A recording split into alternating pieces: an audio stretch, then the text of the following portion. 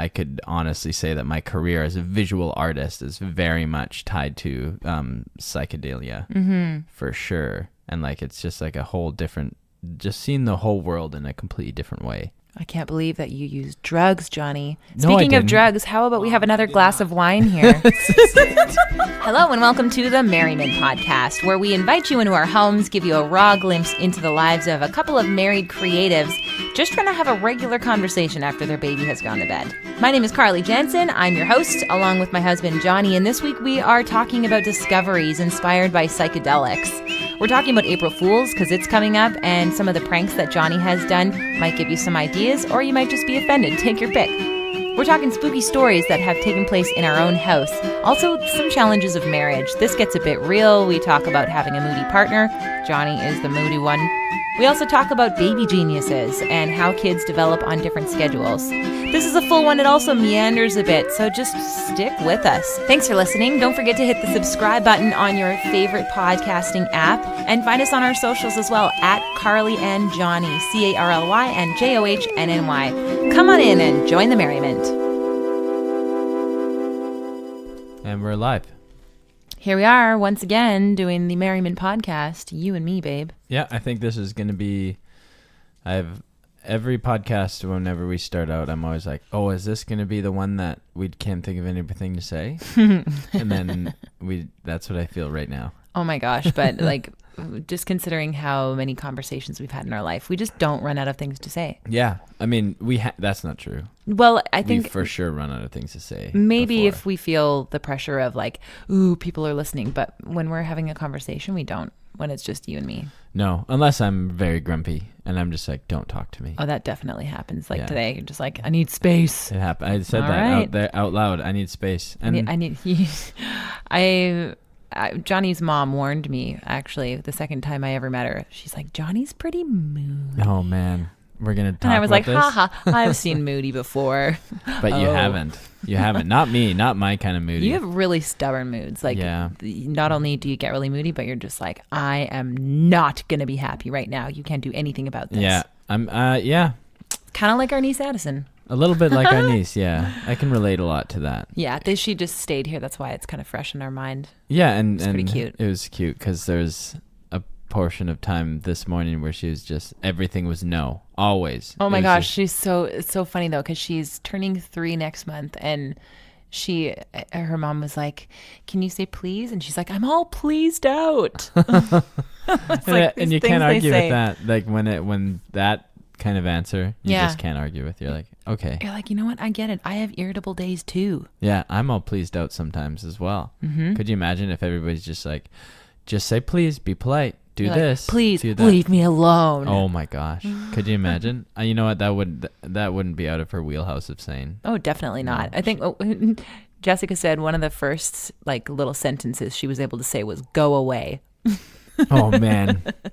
She's a little introvert, but it's amazing what she can do as far like artistically too. It's actually, incredible. She's a little person who has made me realize that it is possible to be both an introvert and highly theatrical. Yeah, totally. She can, the theatrics that come out of that girl, like she loves to dance and loves to just like put on a show, but that doesn't mean she's an extrovert. She's still like, the energy of being around people drains her rather than energizes her. But aren't there like some famous actors that are famously introverted? There has to be. I feel like I've heard that before. Oh yeah, there must be. Yeah, so it's a very common trait of an artist. Or even musicians. You know, I know a few musicians that on stage they're just like they kill it, but you know, all they want to do is go home. Yeah, I mean, it makes total sense to me. Like so. When you put it that way, that of course there are all types of people that are, you know, in theater and in acting and in performance. Yeah. But it's just to see it in front of you, just like, oh yeah, I guess that you can be an introvert and also be a very animated theatrical person. Yeah. I mean, maybe we have a true artist on our hands with Addie. I wouldn't be surprised. And, you know, that would make sense that she has a lot of ups and downs and a lot of moods because she's feeling the world at a whole different level. I think she's probably a genius, actually. A genius. Ooh. She okay, this is something that I now can understand because we have a baby. who is 14 months old. And by the time Addison was a year old, she could say 40 words. 40 words. 40 words. That's crazy. Forrest is still coming on like one word. Have we said 40 words yet on this podcast? Probably. Yeah, probably way more. Probably more like... I'm giving you a look right now. Like way more than 40 words. We've definitely said. How much? Probably like our first sentence had 40 words in it. Really? Yeah. What? I do a lot of writing, so I understand these things, but I actually had to write something and then say those things live on the air. Oh, yeah. So I know how much, So what you just words said was probably 40 words. Probably more than that. What? Probably 100 words. What? That blows my mind. But so in that case, it's not that impressive that after a whole year, you can't even say more than 40 words. Yeah, you know what? All you other babies, just get it together. Forrest can not even really say full words. He can kind of, we understand. We just give him a pass. We're just like, he says "ma" for like 4 different things. And in the right context, we're like, of course you want music, buddy. Yeah, let's do it. Or we're like, you want more. Okay. Yeah. Or you want mom. Mm-hmm. But he can say No, mom. he says mama, but I still don't feel like he actually knows what he's saying when he says it. Huh. It's like he's just waiting to see what reaction I give. And then I'm like, yeah, bud, it's me. What do you want? And he's just like, I feel like something happened when I said that to her. I don't know if that was related, but he's still not putting it together. Forrest really communicates through movement, though. That's what I've noticed. Like, that's why I think he's a great dancer. Mm-hmm. And that's why, even with like, I don't know, when he eats and he signals a lot, and I mean, he doesn't do sign language. No, that's the thing is like, he doesn't sign, he doesn't clap. He still doesn't clap. I can't believe he doesn't clap. That's one thing. We've worked on it. Kind of. Actually, I don't know. Some parents are very diligent. Like Jessica, my sister, is extremely diligent with... She's an amazing teacher. She actually is a teacher for her job, but also to see her in action with her daughter is just like, holy cow, I'm not doing enough with my kid. Yeah, exactly. And then, it could be a totally a nurture thing, but then... I don't know. Well, we nurture him in different ways. Yeah, that's like he's a dancer. Like he's a fantastic dancer. Oh yeah, we're so encouraging to him. He's a famous dancer, in fact. I kind of just let him do what he wants to, and then just encourage whatever it is that he decides to do. And I'm just like, yeah, buddy, do that.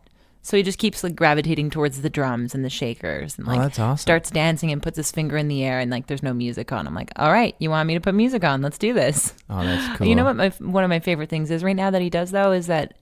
You can start beatboxing and he will immediately hand right in the air and just like starts bouncing. And then I'll like sing along something and he just goes nuts. It's a jam. My favorite is when I hold him and I bounce up and down and I beatbox and then he goes to the beat. And he's very serious and it feels like we're jamming together. Music is like a very serious thing for Forrest. Like he'll have a great time listening to it, but there are other times where I'll watch him practicing his dance moves, and he's like, I posted a video about this on my Instagram or on our Carly and Johnny Instagram. He's just like really serious about like this move that he's working on. He's like working on this side shuffle, and then I'm like, hey buddy, good moves, and he looks up at me and is like, oh, he like smiles like this whole thing. Yeah, I'm just working on something. Yeah, spinning is his most recent thing, I think. That's what he's been just going in a circle. And the sumo step. Oh yeah, he was doing this crazy sumo step, like really new. wide big steps that he was taking. Yeah, what music was he listening to? No, that was just us singing. Song. We were singing and beatboxing. Wow.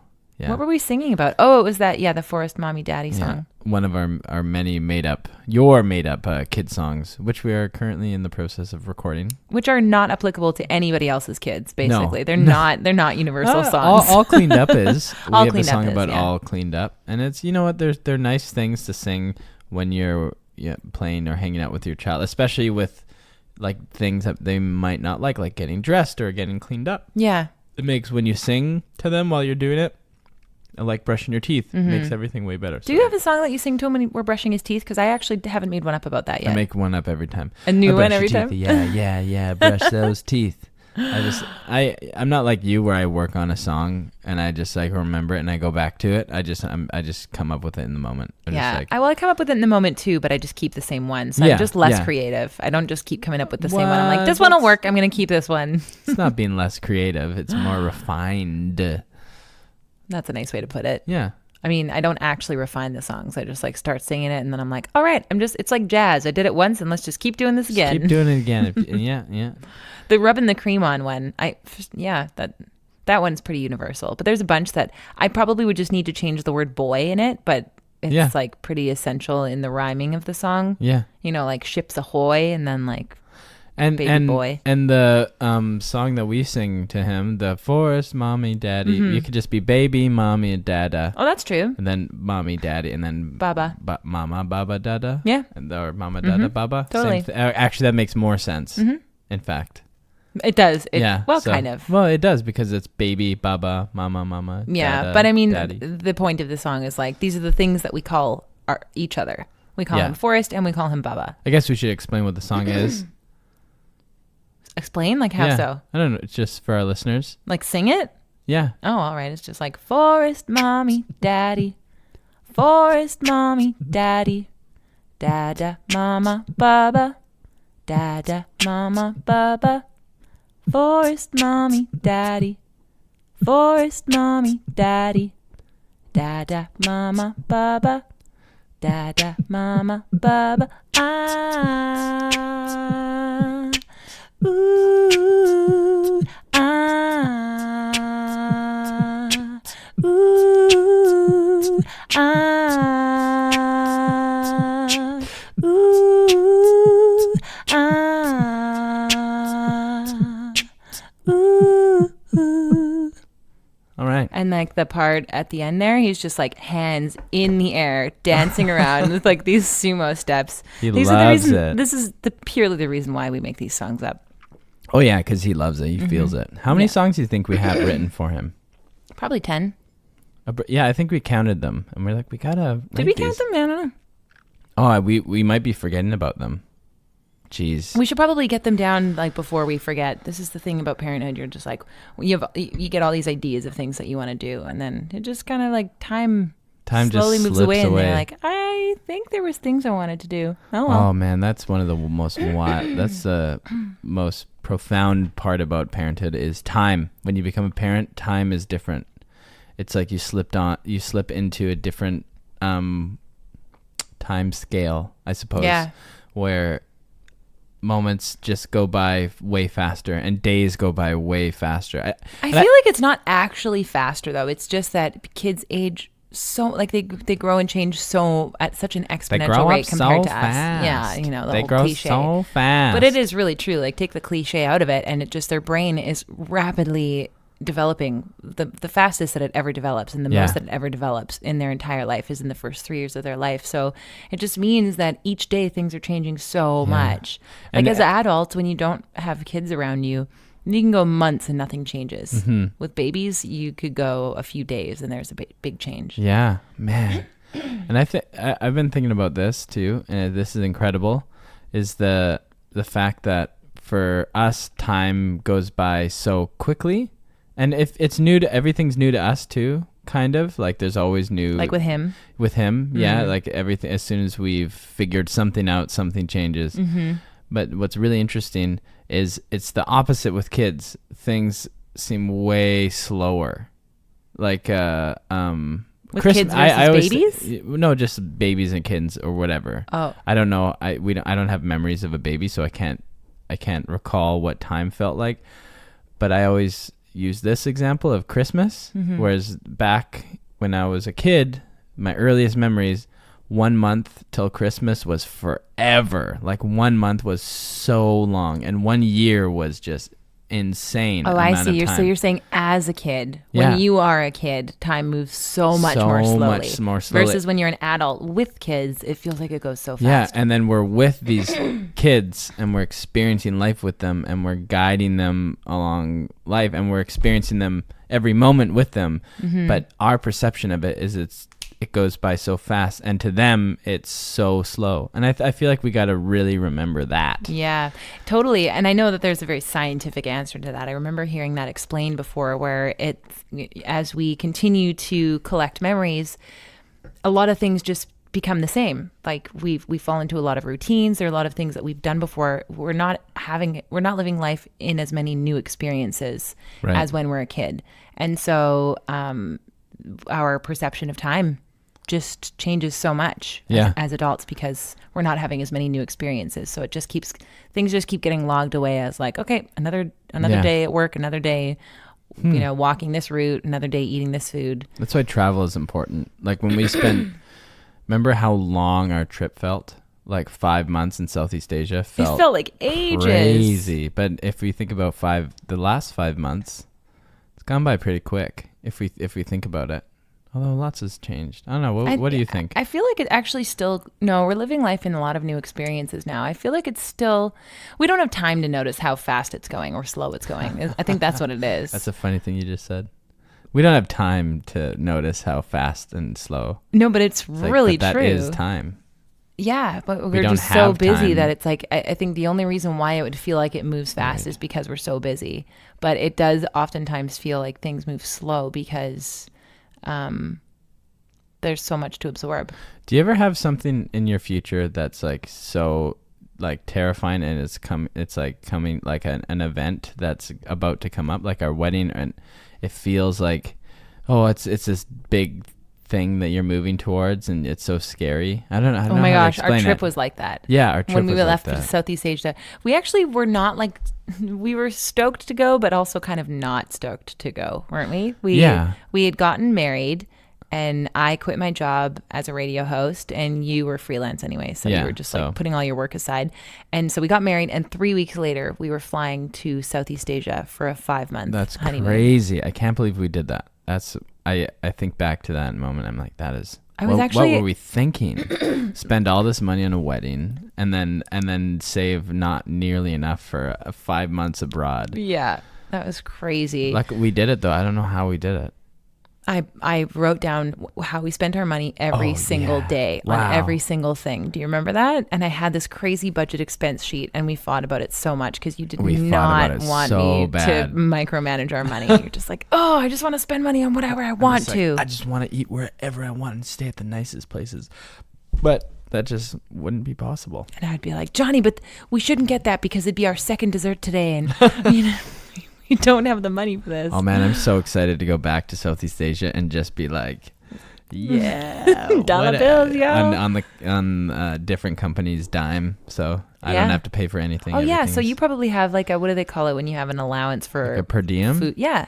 No, we're just gonna be eating dinner together, and one of the guys from the company is gonna just take care of everything. Snacks. But you're not just stuff. gonna eat one meal a day. What about like breakfast and lunch? Yeah, well, we're all together the whole time. Oh, I see. So you always have to eat together? Yeah, I mean, it's like you're at like a market or something. I want to eat together. It's like 2 chefs. I'm traveling to Vietnam. Are they going to cook chefs? For you? No, but we're gonna. They're gonna pick We have places. some intel on some really awesome places. And Johnny, that's so cool. Yeah, that's like a very unique way to travel, to experience any country, but Vietnam especially. That's gonna be so neat. And I love it because the cooking show that I direct is like Ned, the chef who I'm going on this trip with. We have a really cool relationship where, because I don't know anything about cooking, and I'm always just I'm just blown away at all the chef tips, and he always feeds me at the end of the episode, and he there's a joy that he gets out of feeding me. So it'll be fun. Yeah, it'll be fun to travel with that kind of personality. Totally, and he's just awesome. That's fun. Can we just pause for 1 second we're back online. Carly had to just have a coughing fit. Phlegm? Yeah, something along those lines, like a frog in my throat. What does that mean when you have a frog in your throat? I think it's because it sounds like I don't know. It feels like a frog. I really wonder how sayings became sayings back in the day, because now it's memes. Like memes are the way that, and like when things go viral on the internet, that's how things, but like how did sayings become a thing way back when? This is so cool. I thought about this too. I think about this all the time, but I had an experience at work, or I had a conversation with somebody at work who works on the Oceanwise Seafood team, and she's directly working with the Chinese government or Chinese culture on bringing more sustainability to their cooking. And they actually didn't have a word for sustainable seafood. Like they had a word for sustainable, but what that could mean, like sustainable financially. Like they actually had to invent a term in China to be like represent sustainable seafood, meaning it's because what it means. I think the word sustainable has become such a buzzword in environmentally conscious cultures. But when we talk about sustainable, it means that we are able to, it's going to be reproduced as quickly as we're consuming it, if not more quickly than we're consuming it. Yeah. So like that's why hemp is so sustainable, because it grows so fast, and bamboo and other things like that. So when you're talking about like sustainable fish farming, it means that the process of fish farming isn't going to harm any other supplies of fish in the ocean. And it's not going to, harm our fish supply in any way. And it is still keeping up with our demand. Yeah, exactly. And they didn't have a term for that. So she had to come up with a brand new term in Mandarin and Cantonese for this. Yeah. Isn't that cool? And it must just be like a marriage of a few different words that they have or something. Yeah, totally. So as far as like coming up, I remember talking with her in the lunchroom. It was like, you came up with like a new saying for people, like a new term for people to wrap their head around something. It's that's so cool. So it's like, you always wonder where the origin of these things come from. And it was like, there was one in not in English language, but I was I almost witnessed something, like the person who came up with a new term in a different language. Neat. And I was like, that's so cool. Yeah. But like really, there are so many sayings. Yeah. How did they become sayings like across the English language?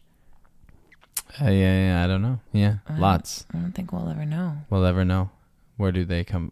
We could come up with these are like one of the expiring mysteries of our humanity. The thing is like, now we'll have documentation, because like if somebody comes up with a saying, they're going to want to own it or patent it or something, or a meme. You can always track down the source of a meme. Yeah. Like if you go to the website knowyourmeme.com, you can actually just find the source of every meme and like the history of every meme.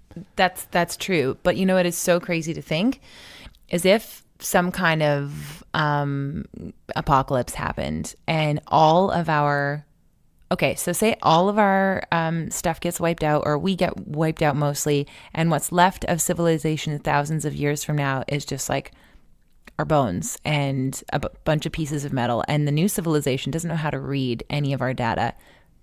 There's no records of any of this stuff. There's no records of who came up with what. There's so many books that were never printed that are all online, or all of the things that we write, all of the ways that we express ourselves online. It's all going to be completely gone. It's not something that archaeology is going to be able to dig up if a new civilization doesn't know how to read our hard drives and our internet. Yeah, that's crazy. Or, and then maybe they will be able to kind of learn by, what's it called? Like by... through osmosis? I don't know if that works that way. Or maybe, I don't know.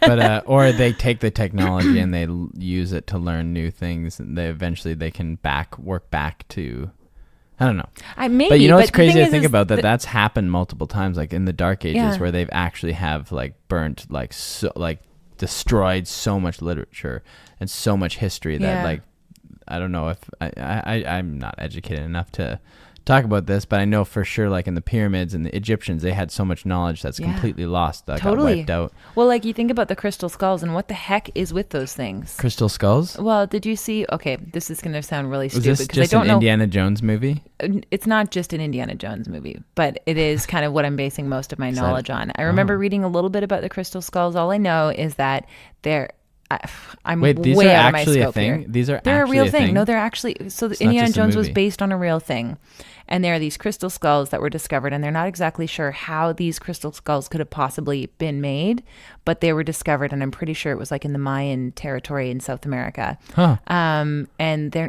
have no idea how these things could have been made, and a lot of other research has kind of brought up other things that are inexplicable from that era. Huh. And I'm very skeptical, which maybe skeptical isn't the right word. I'm very suspicious that there was some type of technology that we just don't know how to read now. Yeah. We don't know how to use. That is expired. That's totally possible. The civilization died, and that knowledge of how to use that technology died with it. Oh, wild. Yeah. Yeah, and that's the same with the pyramids. Mm-hmm. And that so could be one day with all of what we think is so important to us, and it's all online, and it's all, backed up on the cloud, and it's never going anywhere. It's not going to be documented in archaeology thousands of years from now. Yeah, I don't know.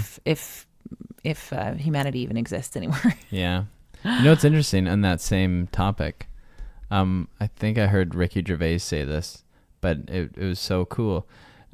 cool perspective that if we say that, like, if all the books, everything got burnt right now, in 1,000 years, which stories would be the same? And it's science. Those are the stories that would be the same. Like religious texts, like those would, like, the odds of those being reproduced are, because they're so baked into culture, it's like that's just not, they would not come back. Well, because it's not information that's rediscoverable. Whereas with science, you can restudy these things over again. Based on the nature of science and how it's always about challenging the ideas and like questioning constantly. Yeah, and it's boiling it down to like some basic facts and truths. You know what's interesting about that, though, is that so many studies are skewed by the companies that are paying for those studies. So sometimes they're looking for what they want, or they're looking to disprove something. I'm talking more about like math, basic math and physics that like all of life is hinged on, you know, like that, or all of our technology. Oh, just like with the basic building blocks of life and with the DNA strand and things like that. Yeah. The fact that we understand what a double helix looks like and all the different components of DNA, and we can sequence a genome, that's crazy. And like if all of that was burnt in 1,000 years, all of that information would come back eventually. It's so interesting because it probably would look different. Like if it was a different civilization with different languages, they'd use different symbols. Like the ATCG, like all of that it would like look in the same. It would have the same form in the same shape, but it's cool to think like, say, if the Egyptians had discovered the DNA strand and what they could have, what they would label it as, you know, like what those symbols would look like. That's so cool. Yeah. Fun fact: the double helix discovered by Francis Crick. He saw it while he was on acid. He saw the double helix. Like it was a hallucination. Yes, sure. And his wife painted it for him. That is such a cool story. And he won the Nobel Prize. Also, somebody who did acid and was inspired was Steve Jobs, was inspired to make the personal computer on LSD. That is so cool. And like the Beatles and all these, we have so much of what we have now is responsible is like psychedelics is responsible for. There's such a huge stigma around it that people, that type of information, those type of hard-hitting facts actually just get swept under the rug because people are like, ooh, but drugs, no. Yeah, I know. The stigma drives me nuts. And it's, I don't know. It just gets so abused, but. Totally. And I know that for me, like it's like been some of the most profound moments of my life, and I could honestly say that my career as a visual artist is very much tied to psychedelia for sure. And like it's just like a whole different, just seeing the whole world in a completely different way. It's really interesting. I can't believe that you use drugs, Johnny. Speaking of drugs, how about we have another glass of wine here? This Prospect Winery, by the way, this 2016 Anouk Chardonnay is quite nice. I like it. Oh, yeah. It's our second time getting it and promoting it on this podcast. Is it really the second time? Yes, it is. Because I was going to say it's kind of tingy. Yeah. Is it the tingy wine? Yeah, it's a turpentine. Oh, my gosh. Wow. Well, no wonder I like this. I got it because of its lack of sweetness, because maybe what I meant by tingy is tangy with a bit of ting. Tangy with a bit of ting. Ting tang. I feel like you get what I'm talking about there. I feel like. Oh, hey, it's interesting that we're doing this podcast on a Sunday, and it feels like it's because we've done different podcasts on different days. Normally it's when I come home from work and it's a busy day, but I've spent most of today just like hanging around. Yeah. So I feel like the tone of my voice is more hang about. It absolutely is. Is it? It's true. Wow. Good and point. Yours as well. Yeah. Well, mine's haggard. I keep coughing and stuff. Oh, wow.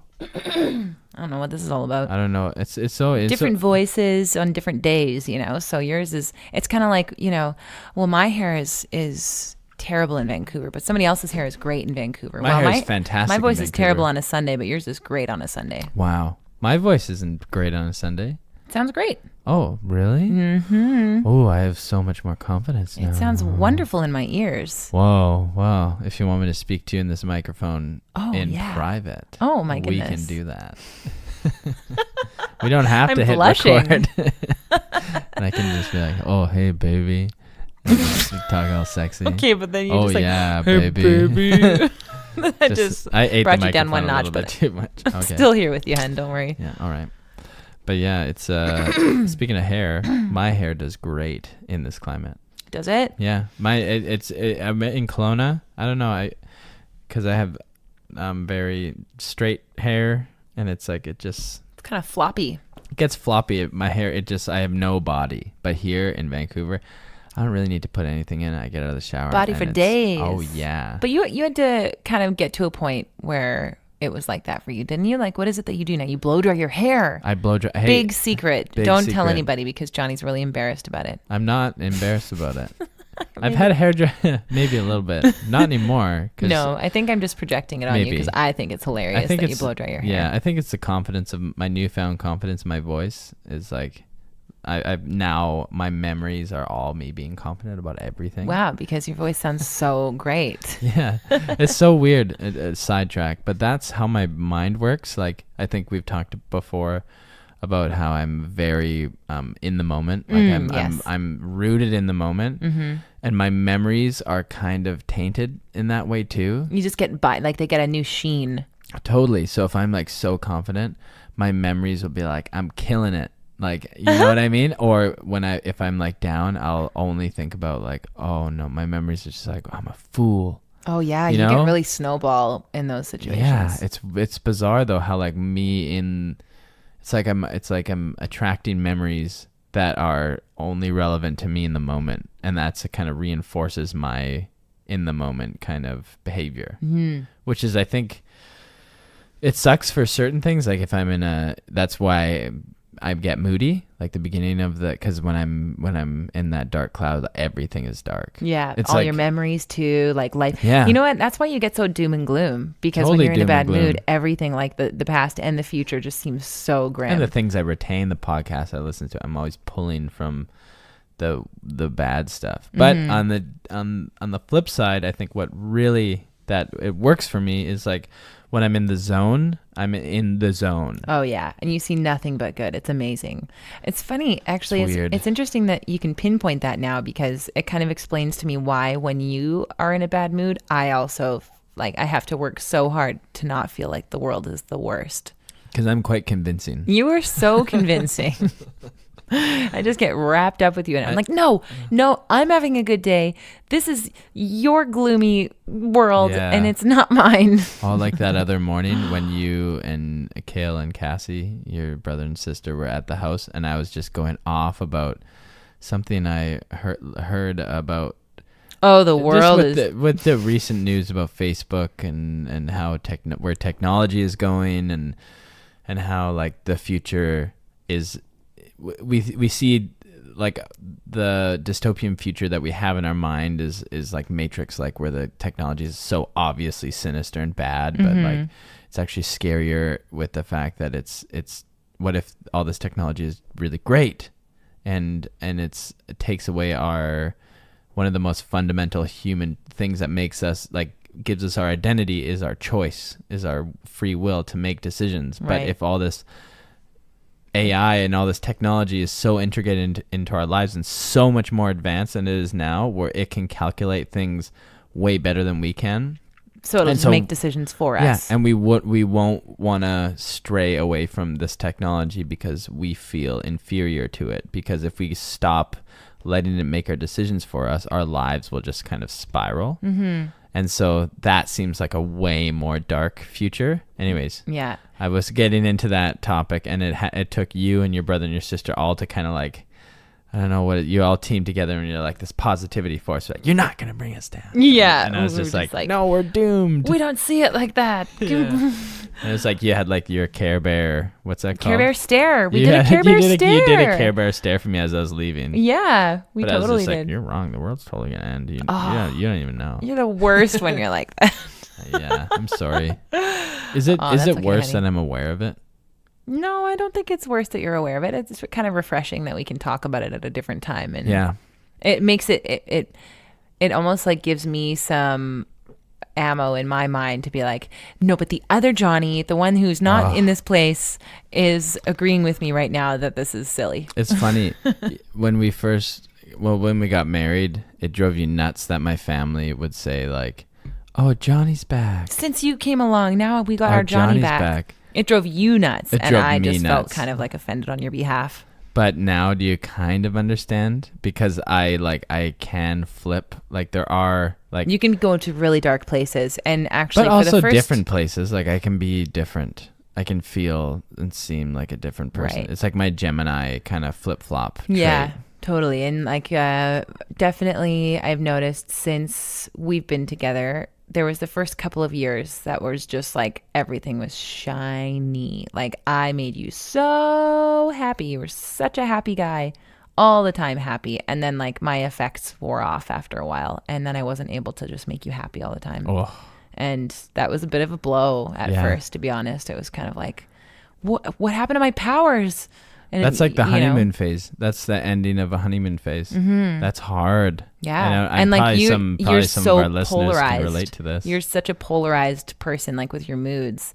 So to go from like just you being so happy all the time, or like me being able to pick you up, or, you know, just feeling like the glow from you because I'm like your favorite person to be around, and all this stuff. And then once that kind of started to wear off, it was just like, whoa.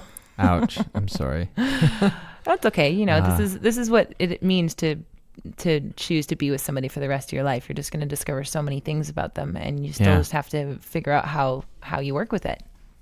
Yeah, totally. I mean, that's what the real commitment is. You know what I mean? It's the commitment is working through things. The commitment isn't just to be in love and to be like to love this person forever. The commitment is to just stick with them and work with them and make compromises and be committed. Totally. And the crazy thing is you don't really know what that means necessarily in the beginning, because you're like, you're not just choosing to be with this person for the good times. You know, you're choosing to be with them through the bad times as well, but you're still just imagining what those bad times are going to be based on who that person is right now and who you are right now. And so you think you can kind of like see what bad times might be like. And you're like, oh yeah, of course I got this. But you don't really know, because you change so much.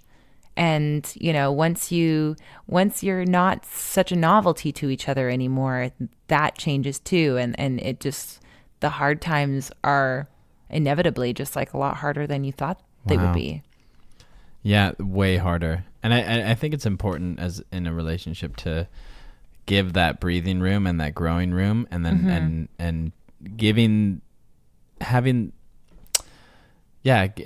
putting out as much of an effort as you did at the beginning of the relationship as in the middle of it, because your spouse is changing, and you could wake up one day and they're a completely different person. And you know, there's a lot of joy to be had in really growing with that person and learning with them, and not putting them in a box, or always trying to be like, you used to be like this, so you should be like this. And I think like it's kind of like you need to try and make decisions more out of love rather than fear. So don't treat your person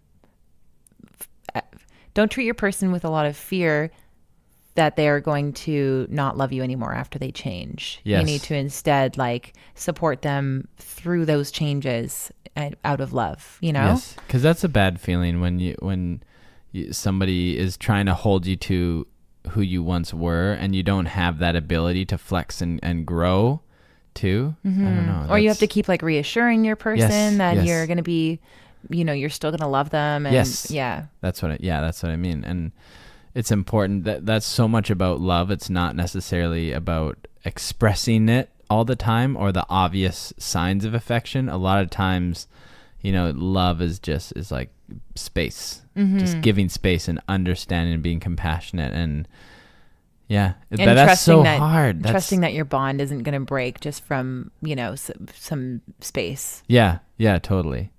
And yeah, it's crazy. Yeah, it's really, it's an interesting journey, you know, marriage. I know. We're just at the beginning. How many years now? We're babies in this. 2 years and a bit. Yeah, I think we're coming up on 3 years in August. I think about this all the time too, is when we're in our 50s, we'll look back at us now and be like, we were babies. We're so young. And even though now we feel so old because we have a kid, but I look at my parents' pictures of when they had their first kid, and they were a baby. That's like, they feel like so young. Yeah. And then the same goes for our marriage too. Like we are newlyweds. Totally. We are still newlyweds. We are very much so. That's weird to think about. I know, hey? And like now, we put in our time, you know. now that we say that, I think about time. It's all about perspective, because with that in that angle, I think about like time has actually gone down by really slowly, because we have like the last 4 years. 4 years isn't that much time. Mm-hmm. Think about how much has happened. Yeah. It feels like it's going fast because we're so busy and we're so activated, but 4 years actually is like the entire expanse of our relationship. that's wild. 4.5. 4.5, yeah. Ooh, what? That's crazy. Mind blown. Oh, well. Just take a sip of wine here. Babies. Baby? Just baby. We're babies. Oh, babies. Yeah. In our we are relationship. babies, and we have a baby. Oh, it's scary. It's like a baby raising a baby. Babies having babies. Oh no. So, I just realized you're flying out to Vietnam on April Fool's Day. I know. So are you going to get to the airport and they're just going to be like, haha, April Fools, this is not a valid ticket? It's just for me when I tell people that I'm traveling. They're like, oh, is this a joke? And I'm like, I have to explain to them. It's like, no, I'm actually going. But I think that's not really allowed. Like, you can't make an April Fool's joke before it's April Fool's just by using the date of April Fool's. Yeah. You know? Yeah, maybe. I don't know. I feel like I would pull something off. Like I would not pull it off. Whoa, But I you would should do pull something to like Ned. that. Yeah? And Should like, I? only if he listens to this podcast is he actually going to see anything coming. Yeah, maybe. I feel like they would do it to me though, because What? they made the plans. I didn't make the plans. No, I just mean like, I don't know. Oh, like actually prank him on Yeah, April just while you're Fools? traveling, yeah. Because you're traveling together, are you not? Oh yeah. Okay, I'll do something. Because you come up with some pretty good pranks. I'll be like, oh my gosh, I forgot all of the camera gear. Or something. See, man, there's something No, about because- pranks. Pranks, I only like pranks if they're just funny and not like, I don't know. There's some pretty Mean, malicious or not mean, mean. Oh, you know, I've where done you just some feel mean like the ones. butt end of the joke. Or, you know, Yeah. the prank that was played was like, they're going to point their fingers and laugh at you. And you're just like, oh. I feel like I pulled the best prank last year to my mom. I felt really bad I about didn't. it. I But didn't. you know your mom really well, and your family is full of pranksters. So they Yeah, love these. Okay, it was so the you best. tell it. So it was. I called my mom up and I was like, "Mom, okay." So and at the time we were looking for a stroller, no, a playpen. Yeah, Yes. no, whatever. It was a playpen. Anyways, and I called my mom. I was like, "Mom, so I was on Facebook and I noticed one of my friends they're having a yard sale." And they live in Glen Rosa, one of my old high school friends. And they have a baby too, and they're getting rid of a whole bunch of baby stuff. Would you mind checking it out for me? Because, what was it? It was a car seat or we were looking for something. I was like, but they have this, and they're only selling it for like $20. And she's like, oh. That's a really good that's deal. a really good. I was like, And your family loves like good loves deals at garage yard sales, sales and yeah. thrift stores. And she's like, you know what? I'm who doesn't? really busy, but I'll do it for you.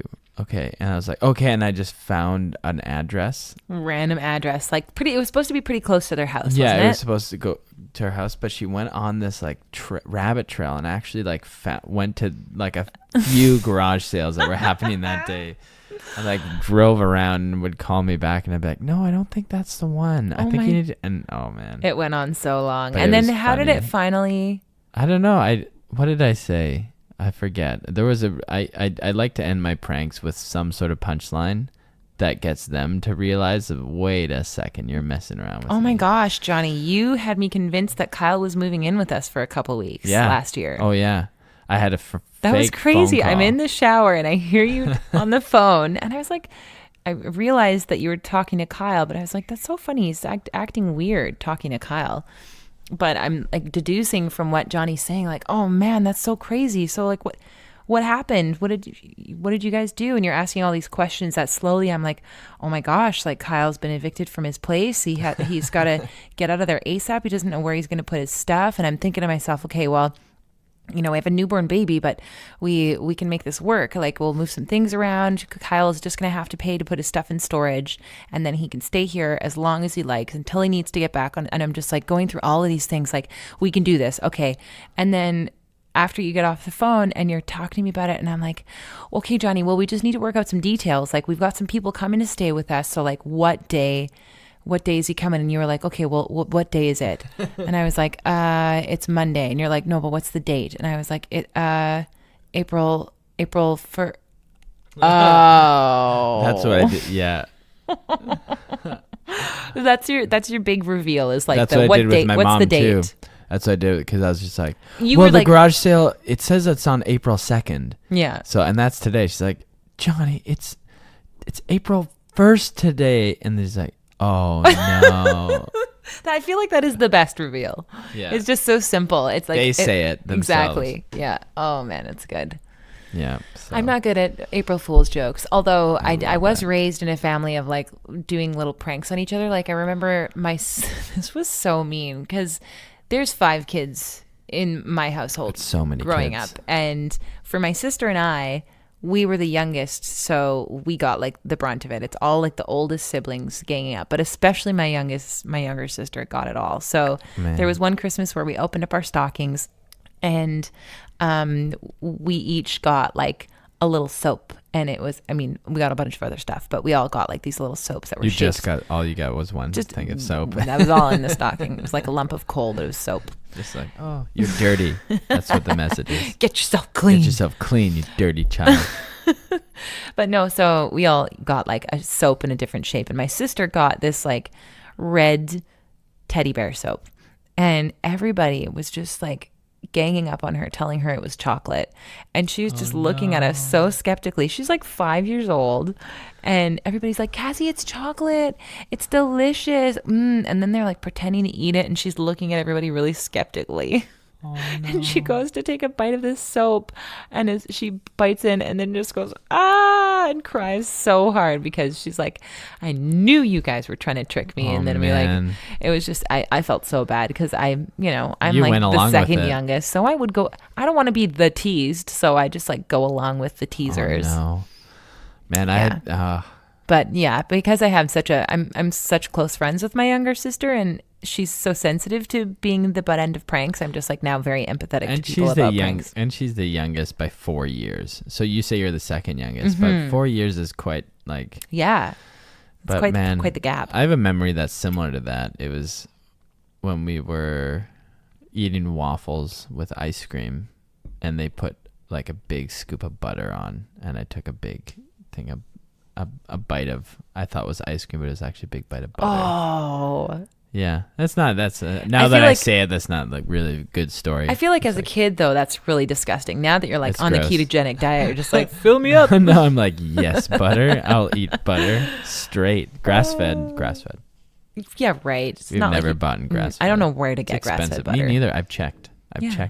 grocery stores. Well, have we If you can even gone to Whole Foods? No. Yeah. It's just because, honestly, it's not convenient. Like driving around and finding parking in those areas is. That's the thing about stores like that is you're like, plus I have to pay for parking just to BS. shop at the really expensive store. BS. No, thank you. No, I'd rather walk to Bilo or No Frills. Oh man. Good old No Frills. Don't you just miss when No Frills was across the Don't street you from miss us? a grocery store? Have you ever missed a grocery store? I have. Never in my life have I missed a grocery store the way I miss No Frills. Jeez. I mean, we're kind of farther apart now. Like I still go to No Frills sometimes, but it's just not the same, and it's just like you got a good reason to see him every day. And Oh yeah. you're just like, oh hey, just like pop in for a little while. That's so nice. Now it's like And this then the big deals. big deal. You just like hop in the car and you head over and you're just like, hey, No Frills, it's been a long time. So what's going on with you these days? And it's small talk. Yeah. What used to be just like a continuous conversation, then that would allow you to get deeper every time. Yeah. It's never long visits. But Well, sometimes it ends up, you just open up a huge can of worms. Wow. And you just like do this big long shop, and you're just like that. Every time I come here, it's just like so much catching up to do, Yeah. and it's just kind of a little bit exhausting. You're like, do I want to open up this can of worms today? I'll just walk to Bilo. Wow. It's a deep relationship with grocery stores. Mm-hmm. So, but yeah, as far as pranks and stuff, what's going on with you? Are you sleeping? I'm tired. Wow. It's Sunday. I was leaning over. With your I eyes didn't drink closed. enough water. I didn't drink. I don't know why I did that. Leaning weird over body with your eyes language. closed. Well, I really thought that talking about pranks would stimulate you. I love 'Cause pranks, you man. do I have love memories pranks. of that's a thing that I bond with my dad over, and You know what? this is so bad. He loves being pranked. He loves. Well, he turns red. You know, he has that like, oh, I've been pranked. Like, oh my gosh. But he also He's just a has a pranker. huge grin on his face. Yeah, but man, one of my memories is with my dad driving around, and it's raining, and we're like, oh, there's people waiting for the bus. And there's a puddle right there. Let's go for it. And we're splashing people, and we're like, this is the best bonding time. 'Cause we're just laughing at people that just got wet. Oh, that's horrible. Isn't that bad? But That's it's so funny. horrible. Yeah, but oh it's. my goodness. I That's know. just malicious. I know, it's pretty dark. Yeah. Because if that happens to you, it's like, this is the worst day of my life. Like you never know what pushes somebody over the edge, you know? Don't That's do true. it. The Don't do the puddles. mean things that Oh, like man. just make them feel so bummed about themselves. But then there are like really harmless pranks that I love. Like I feel like there's like the perfect, like the other day with Cassie, she was coming over late at night because she was nannying the next day. It was like an impotent. It's just like an impotent attempt at a prank. But she had to humor me and say, "Oh, no, that was fine. Like you got me." I was alarmed. You know? My favorite pranks are I don't like to know the reveal. I just want to know that I put an idea in their head that maybe something supernatural happened. Oh, that's funny. I love that. Even So, if it was just for a moment. just for a moment. Like there's two instances recently. The last one was or with Cassie, I put some shoes, like I put the laces on the top of the door and I closed the door. So when she opened the door, there'd be this big bang, bang, bang, bang, bang by the door, and she'd just look around and be like, what was that? Because the shoes just like fell down in front of her. But Yeah. you also tested it out to make sure the shoes wouldn't fall on her. That was very important. She just had to notice that there's a noise and be like, was that a ghost? I love that stuff.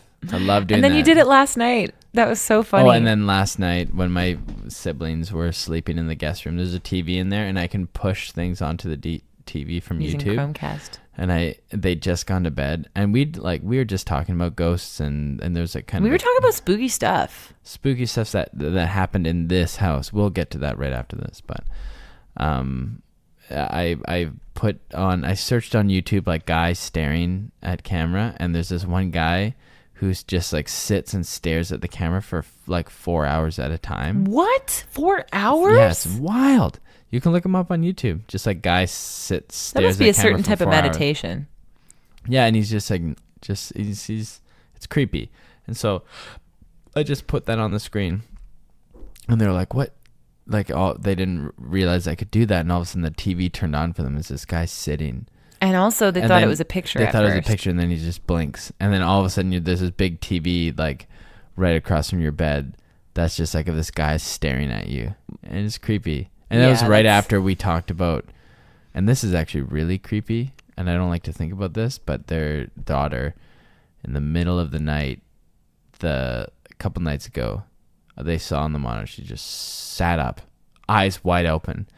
And then that normally doesn't happen, and usually my sister just like lets her go back to sleep, but this time she felt like she needed to go and check on her, and she opened the door, and Addie like, said, who's there? Who are you? It's like, it's Mommy. It's like, no, but who's the other person?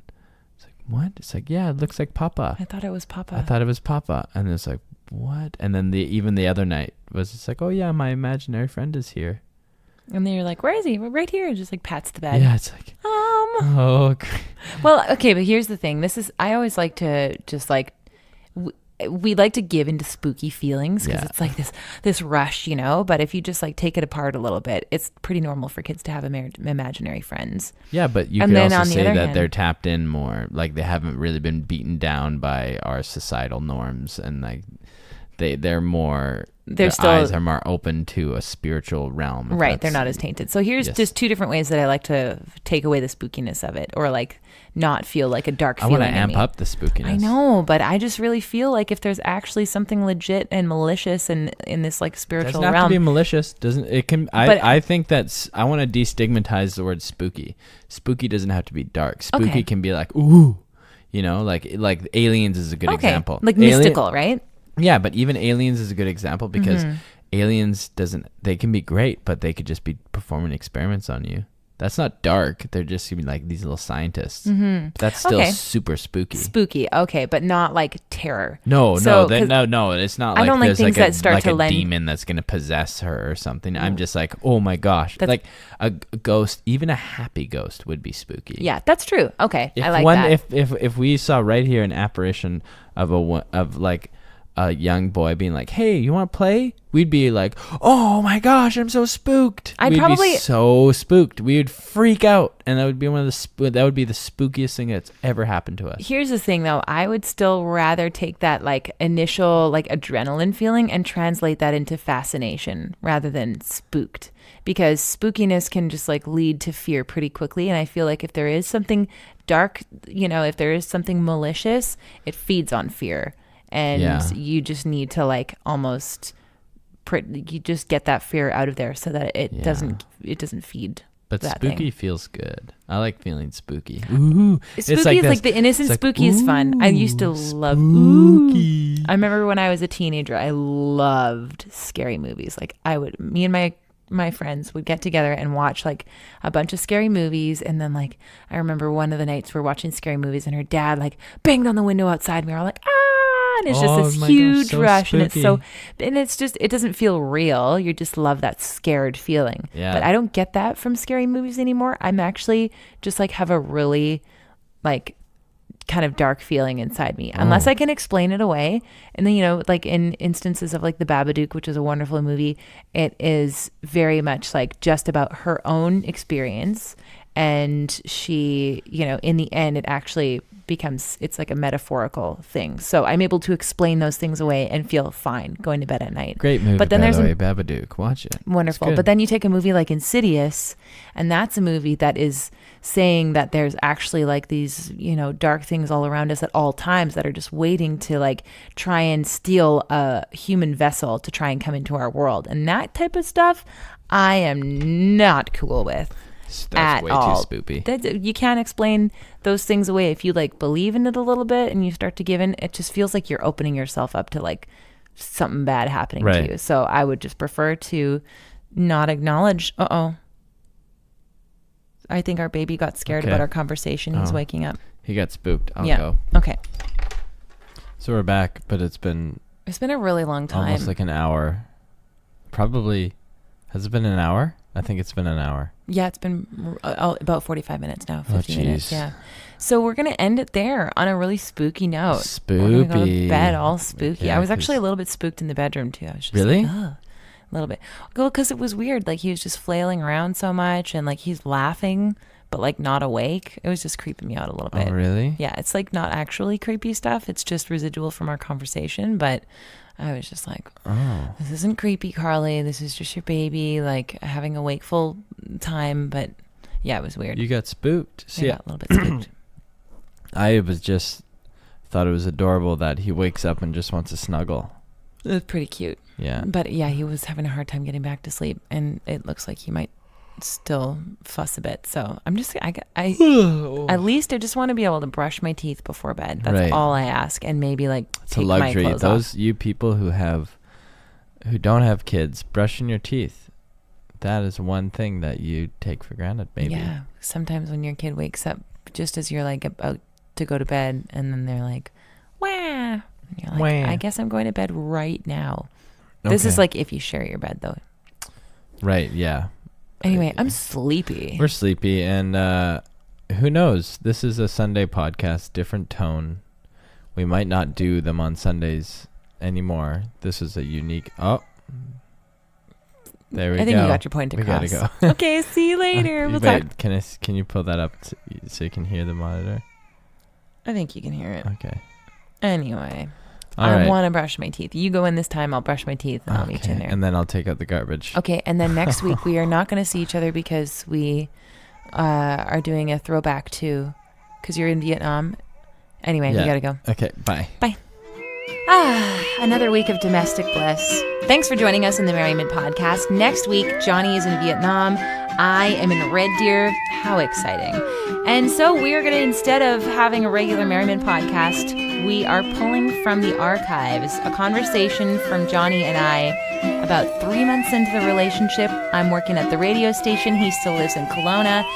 It's very eventful, actually, and pretty fun to listen to. So next week, listen for that one. And thanks so much for listening this week. Don't forget to subscribe. And please, if you like this podcast, rate us in your podcast app, whether it's iTunes, Google Play, like us on Facebook, and just give us a bit of a boost. We will talk to you next week.